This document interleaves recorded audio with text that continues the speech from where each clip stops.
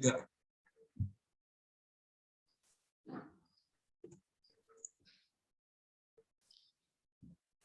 Selamat sore. Kami dari kelompok 4 Fisika Bangunan akan mempresentasikan hasil kerja kami mengenai pencahayaan buatan dan perencanaan pencahayaan buatan yang telah disusun oleh Galih Joyorso, NIM 002, Muhammad Krisna Adi Tantowi 010, Putu Febib Pramana 023, Ida Bagus Ari Surya Putra Manuaba 033, IGD Mas Giri Hari Purnama Sidi 035, Maria Urfa Nurul Qurani 042, Imade Sumerta Adiputra 043.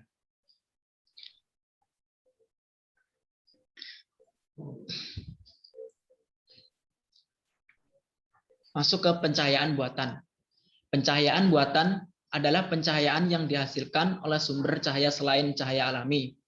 Secara umum, cahaya tersebut berasal dari hasil karya manusia berupa lampu yang berfungsi menyinari ruangan sebagai pengganti jika sinar matahari tidak ada. Lampu-lampu adalah suatu komponen cahaya buatan yang berperan sebagai sumber cahaya. Contohnya seperti lampu pijar, lampu neon, lampu LED, dan lainnya. Klasifikasi dan karakteristik lampu-lampu. Yang pertama, lampu pijar. Karakteristik lampu pijar ini biasanya memancarkan cahaya ketika ada arus listrik melewati filamen kawat pijar pada lampu dan kemudian memanasi filamen tersebut. Masa kerja lampu ini antara 750 sampai 2000 jam. Yang kedua, lampu halogen. Armatur untuk lampu halogen ini dapat digunakan untuk penerangan indoor dan outdoor. Ukurannya tergantung dari wattage lampu yang dipasang di dalamnya. Yang ketiga, lampu fluoresen atau lampu TL. Bentuk tabung lampu fluoresen ada yang memanjang dan melingkar. Panjang tabung lampu bervariasi tergantung besar daya. Yang keempat, lampu merkuri. Cahayanya dihasilkan berdasarkan terjadinya loncatan elektron atau elektron disket di dalam tabung lampu. Nomor 5, lampu sodium. Bertekanan rendah dan tinggi atau SOX dan SON. Lampu sodium ini termasuk dalam kelompok lampu tabung atau disket lamp. Oleh karena itu, prinsip kerja lampu ini sama dengan prinsip kerja lampu tabung lainnya, yaitu berdasarkan terjadinya pelepasan elektron atau elektron disket dalam tabung gas atau arc tube. Nomor 6, lampu LED. Lampu LED ini memiliki usia pakai dan efisiensi listrik beberapa kali lipat lebih baik daripada lampu pijar dan tetap jauh lebih efisien daripada lampu neon. Beberapa chips bahkan dapat menghasilkan lebih dari 300 lumen per watt. Next. Untuk selanjutnya bisa dibacakan teman saya.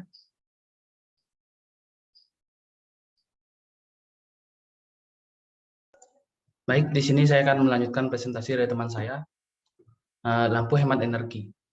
Lampu hemat energi atau LHE adalah jenis lampu yang dirancang secara khusus agar energi yang dikonsumsi lebih hemat. Lampu hemat energi didesain untuk memaksimalkan energi listrik yang diserap diubah ke dalam energi cahaya dan menekan loss seminimal mungkin. Umumnya, selain menjadi energi cahaya, energi listrik juga berubah menjadi energi panas.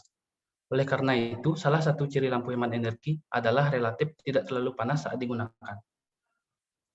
Kriteria lampu hemat energi. 1. Temperatur warna. Merupakan warna cahaya yang diterima ketika melihat ke sumber cahaya. Temperatur warna ini membuat kita seolah-olah merasakan kehangatan suatu ruangan. Tiap lampu memiliki temperatur warna yang berbeda, dilambangkan dengan Kelvin atau K. Semakin tinggi tingkat temperatur warna suatu lampu, suasana ruangan yang akan ditimbulkan akan semakin dingin. 2. Renderasi warna. Renderasi warna merupakan efek cahaya pada objek yang ditangkap mata, yang ditimbulkan oleh cahaya, simbol Ra. 3. Lumen output. Merupakan jumlah cahaya yang dikeluarkan setiap detiknya oleh sumber cahaya. Biasanya semakin besar wattnya, semakin tinggi lumen outputnya. Semakin besar lumen output, berarti semakin terang warna yang dihasilkan. 4. Efisiensi atau watt merupakan konsumsi listrik untuk dapat mengeluarkan banyaknya cahaya dari lampu. Perbedaan lampu hemat energi dan lampu pijar terletak pada efisiensi ini. 5. Lifetime atau hours. Lifetime atau umur lampu berpengaruh pada seringnya kita mengganti lampu. Lampu hemat energi biasanya memiliki umur lampu yang jauh lebih lama dibandingkan dengan lampu pijar. Bagian kanan ini ada indikator warna dari 2700 Kelvin sampai dengan 6500 Kelvin. Lampu hemat energi 5 watt setara dengan lampu pijar yang 25 watt dan 8 watt setara dengan 40 watt. Beberapa jenis lampu hemat energi. Lampu TL atau tabular lamp, lampu CVL atau compact fluorescent lamp, lampu LED atau light emitting diode. Next.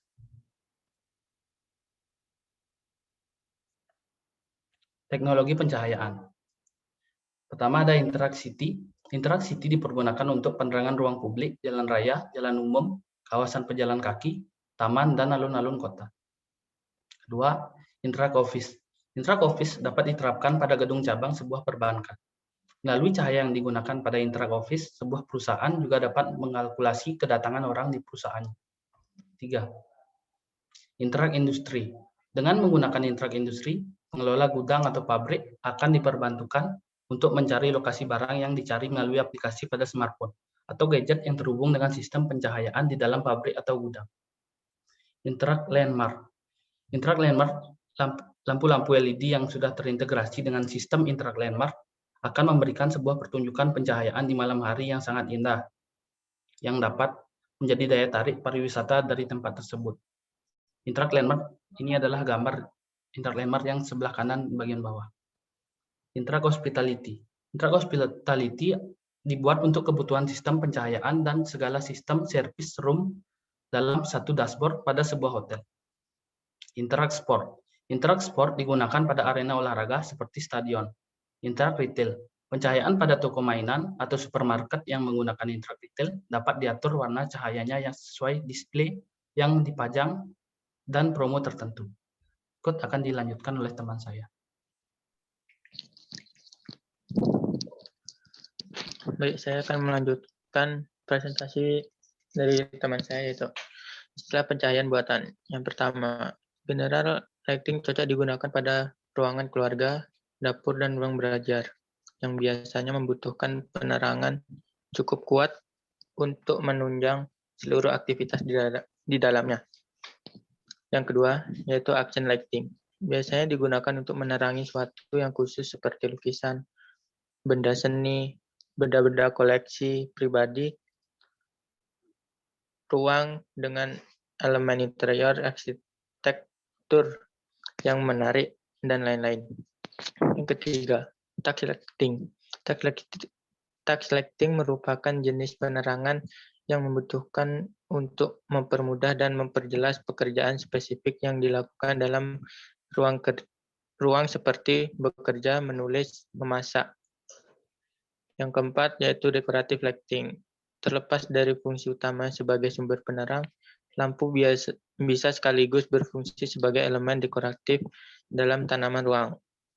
Yang kelima yaitu kinetic lighting. Sumber cahaya kinetic lighting berasal dari matahari dan api seperti lilin, lentera, dan obor. Penerangan dari api memiliki pendar cahaya yang tidak begitu kuat namun bergerak sehingga atmosfer yang dihasilkan menjadi unik karena adanya bayangan yang bergerak. Next. Nah, selanjutnya yaitu psikologi dan estetika pencahayaan. Yang pertama 2700 K warm white, temperatur 2700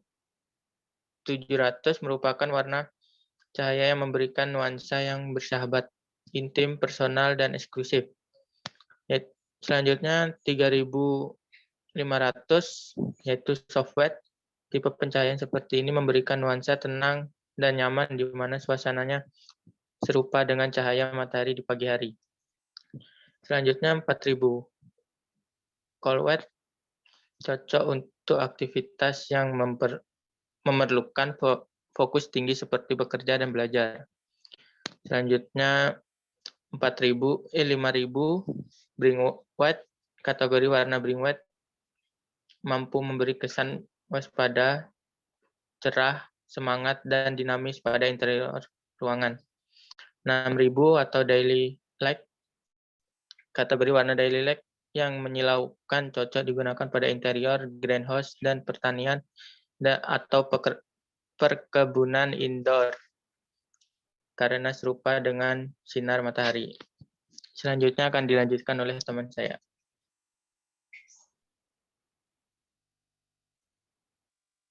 Saya akan melanjutkan presentasi dari teman saya. Dasar-dasar perencanaan pencahayaan buatan.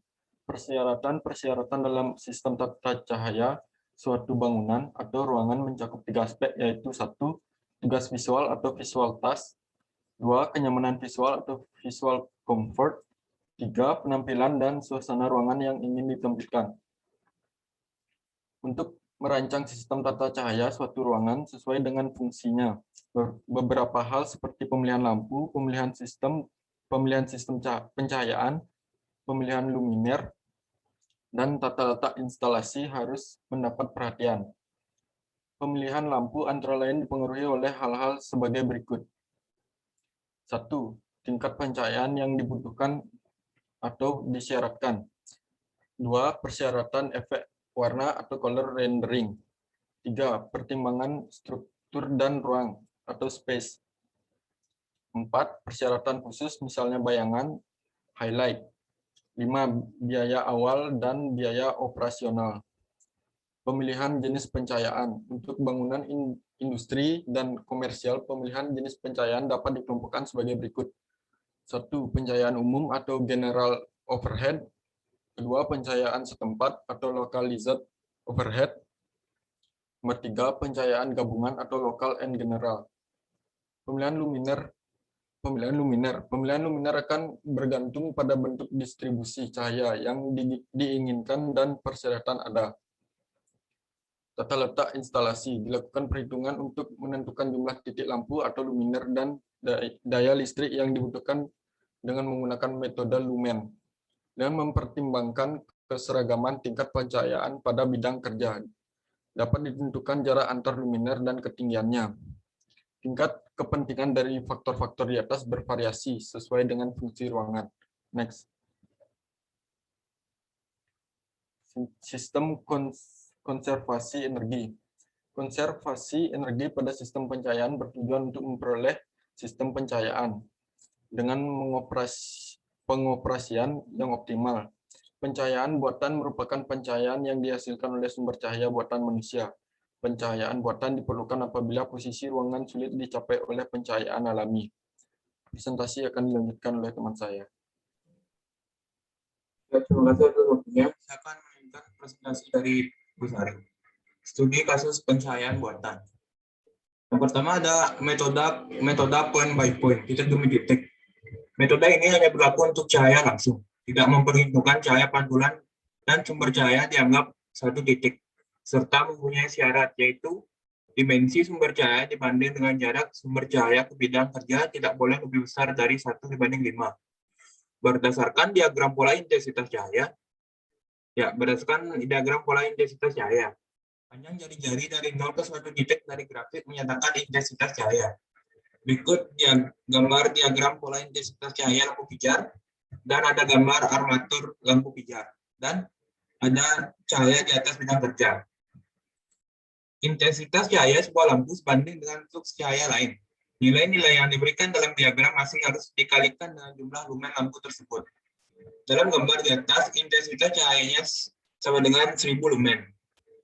Jika pada armaturnya diberi lampu 1500 lumen, maka pada sudut 60 derajat, intensitas cahayanya yaitu 1500 per 1000 kali 1040 CD sama dengan 210 CD. Selanjutnya ada metode lumen, di mana terdapat rumus E sama dengan N, F, UV, UF, LLF tutup per ALUX, di mana E sama dengan tingkat pencahayaan pada bidang kerja yang direkomendasikan. N merupakan jumlah lampu yang dibutuhkan. F sama dengan flux cahaya yang dihasilkan oleh setiap lampu. Untuk lampu pelepasan listrik, umumnya nilai adalah nilai awal 100 jam yang dituliskan pada katalog atau kemasan lampu produsen lampu tersebut. Selanjutnya ada UV, utilitas faktor, menunjukkan proporsi jumlah cahaya dari luminer yang sampai pada bidang kerja, baik komponen cahaya yang langsung maupun yang tidak langsung. Berikutnya ada LLF, light loss faktor, merupakan faktor-faktor kerugian cahaya yang disebabkan atau berasal dari kondisi lampu, di mana A yaitu luas ruangan. Apabila besaran-besaran E, F, UV, UF, LLF, dan A diketahui, maka jumlah lampu N yang diperlukan dan daya listrik yang diperlukan dapat dihitung, serta jumlah luminer yang diperlukan juga dapat dihitung. Selanjutnya dapat direncanakan tata letak pemasangan dan juga pengelompokan penyalaannya. Selanjutnya ada utilitas faktor, di mana terdapat rumus IR sama dengan LW per HM L tambah W, di mana L sama dengan panjang ruangan, W sama dengan lebar ruangan, HM sama dengan ketinggian luminer terhadap bidang kerja. Jumlah cahaya langsung yang akan sampai pada bidang kerja dipengaruhi oleh besar kecilnya koefisien refleksi cahaya dari permukaan ruangan. Dalam hal ini, permukaan langit-langit dan dinding. Permukaan yang berwarna terang, misalnya putih, mempunyai harga koefisien refleksi yang lebih besar daripada permukaan yang berwarna gelap. Berikut menemukan ilustrasi pencahayaan. Selanjutnya ada light loss factor. LLF ada kalanya disebut sebagai maintenance factor, MF. Sering juga disebut sebagai koefisien depresiasi, KD. Merupakan besaran yang harus diperhitungkan dalam metode Lumen, karena harga E pada persamaan matematis yang diberikan adalah tingkat pencahayaannya minimum, yang harus selalu dipenuhi sepanjang waktu. Jumlah cahaya yang akan dikeluarkan lampu akan berkurang sebagai fungsi waktu, yaitu yang pertama ada umur lampu. Makin tua umur lampu, maka jumlah cahaya yang dikeluarkan akan berkurang. Yang kedua, adanya akumulasi debu pada lampu atau luminer, serta permukaan ruangan, langit-langit dan dinding. Yang ketiga, ada penurunan tegangan listrik dari yang seharusnya.